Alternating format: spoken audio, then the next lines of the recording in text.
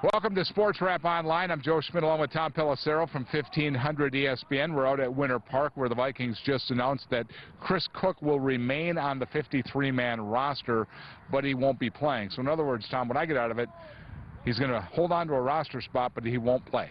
Exactly. They're not going to have him participate in any football activities. I asked Leslie Frazier, will he be allowed in the building if he wants to come in for a lift? And basically Frazier said, we've agreed that he's going to do what's best for him, which is focus on the legal things right now. What some people don't understand is there are limitations in terms of what you can do with the collective bargaining agreement. If the Vikings were to cut Chris Cook before the legal process is played out, they open themselves up to a union grievance. Now you can say the alleged acts are so heinous that the Vikings just should act swiftly and worry about the grievance later, but it's been very clear, and I've heard, and Leslie Frazier confirmed just now, that they've had constant communication with the NFL that's kind of guiding them through this minefield here. They want to make sure that they're on the right side of things, and they're also talking with his agent. In other words, it is an agreement that he'll be placed back on the roster. He will be paid immediately, which I think is interesting considering the fact they could have suspended him up to 4 games for conduct detrimental. He'll be paid but won't play, and it sounds as though, at least for now, the agent's given them the clearance that they will not face a grievance if they go about it this way. All right. Well, it looks like Antoine Winfield will be back for this game, so that'll help the secondary against the Packers, which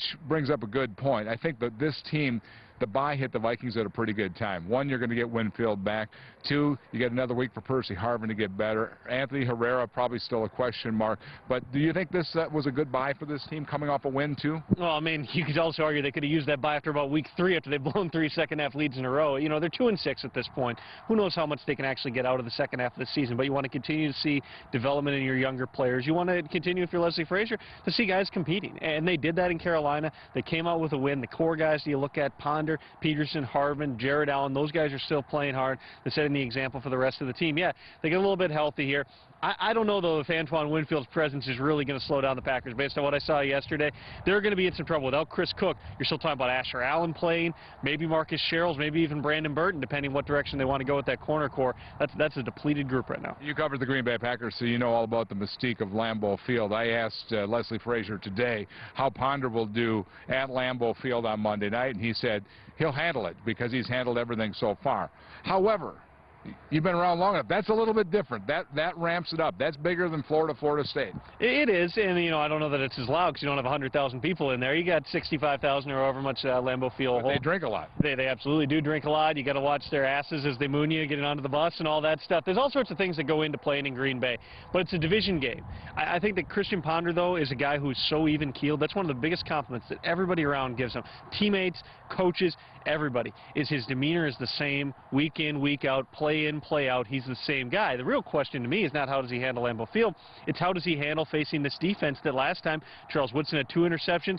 The Packers probably had a chance for 2 or 3 other interceptions in that game. Does he learn from his mistakes? That's been one big positive with Christian Ponder. He seems to learn from his mistakes. And one thing Bill Musgrave's been doing offensively is when Ponder misses a play early in the game, Musgrave tries to come back with that same play 2 or 3 series later and give him another shot at it. He calls them mulligans, and if he can hit on it the second time he's given that mulligan, then the coaching staff's pleased. You know, the thing I like about him is when he does have a bad quarter, he might have a bad third quarter, he comes back in the 4th quarter and plays well. And the 4th quarter is really when you win games as a quarterback. Dante Culpepper was a great quarterback from the 1st quarter to the 3rd quarter. Did not finish well in the 4th quarter.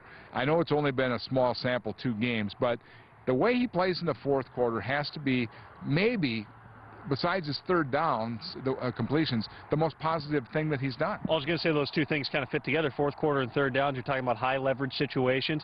Now, you're going to catch defenses at times playing you differently in the 4th quarter than they do early on in the game, just like you're going to catch them playing you differently in 3rd and intermediate. If you got a bunch of 3rd and 8, 3rd and 9, 3rd and 10, a lot of teams are going to sit back and try to play you in a soft zone. Now, as Ponder continues to pick that apart, he's also exploited man coverage at times. What do defensive coordinators start doing? Because everybody catches up with everybody else eventually, and then the other side has to then get one step ahead on the other side. So now the coordinators start blitzing them more on 3rd downs. They start blitzing them left. Do they put more in coverage? Do they play man or more zone? We'll see. And the book is still out on that. The Packers are a really interesting test case because Dom Capers doesn't play one defense. He plays a whole lot of defenses. He's going to throw a lot at them. And one last question before we go. Obviously, it's the Aaron Rodgers impact.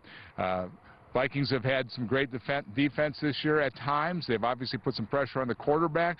But Aaron Rodgers, I mean, just watching that game last night, once again, he can hit the left side of a pinky. He can. He throws a really accurate ball right now. He's throwing on the run. He's throwing on the move. He's extending plays with his feet. He's feeling pressure, getting away from pressure. The thing that impresses me most with Aaron Rodgers is his decision-making. Now, being an accurate passer obviously helps you make your decision-making look real good, because you can have a guy in somebody's hip pocket, but if you can put that ball on a mark, you're going to probably have success. But with Rodgers, he just doesn't make many mistakes. He doesn't take too many stupid chances. He doesn't throw a bunch of 50-50 balls up there. Even that play yesterday, I think it was Jordan E. Nelson on kind of a corner post type of route.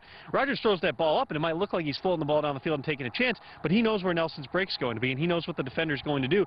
He's able to put that ball on the money. The other throw that stood out to me from Aaron Rodgers in that game yesterday was, I think it was a 2nd and goal play. It's a designed running play. It's a zone left play. Everybody else is blocking left for a run play.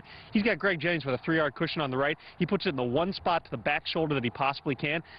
Touchdown. Yeah. Those are the plays that Aaron Rodgers makes, and doesn't put those balls in a place where they potentially could be picked off. That's what impresses me the most about him. I know you'll be in Green Bay on Monday night. I got invited to a friend's house down in Hattiesburg, Mississippi to watch the game, so I'll let you know how that went. Have fun with that. No, just kidding. That's Tom Pelissero. I'm Joe Schmit. Thanks for watching Sports Rep Online.